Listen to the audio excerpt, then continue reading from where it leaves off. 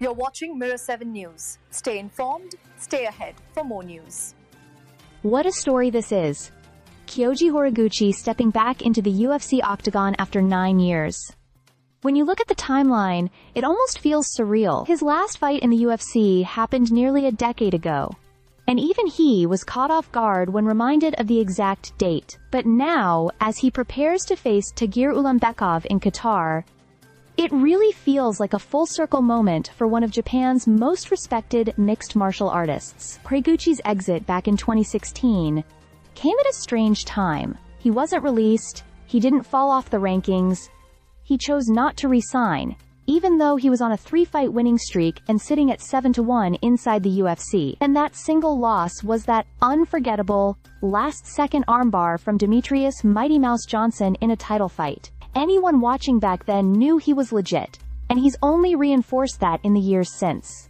Once he moved to Rizin, things really took off. He won the Bantamweight Grand Prix in one night, first submitting Manel Kape, and then knocking out Shintaro Ishiwatari in the finals just hours later. Then came the belts. Rizin's Bantamweight title, Bellator's Bantamweight title, and eventually the Rizin Flyweight title, which he defended. If anything, he proved that leaving the UFC didn't slow him down. It turned him into a world-class globetrotter collecting championships. Now at 35, Horiguchi is finally back, and his mission is crystal clear. Find out who the best fighter in the world truly is, and, ideally, become the first Japanese athlete to win a UFC title. That's something he's openly talked about, not because he wants the spotlight on himself, but because he believes a championship win would elevate the sport's popularity back home. In his words, it would make both him and the UFC resonate more with fans in Japan. But there's a twist. The current flyweight champ is Alexandre Pantoja, his own teammate at American Top Team.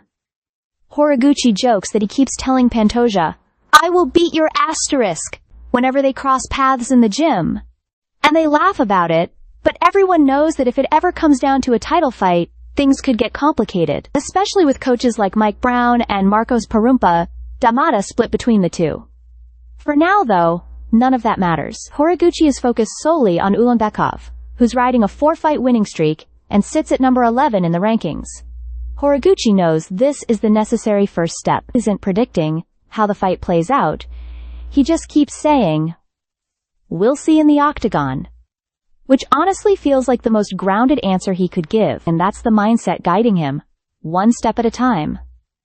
One fight, one moment, one opportunity. No matter what happens in Qatar, it's genuinely exciting to see Horiguchi back on the sport's biggest stage. His story isn't finished yet, and this weekend might just be the start of another incredible chapter.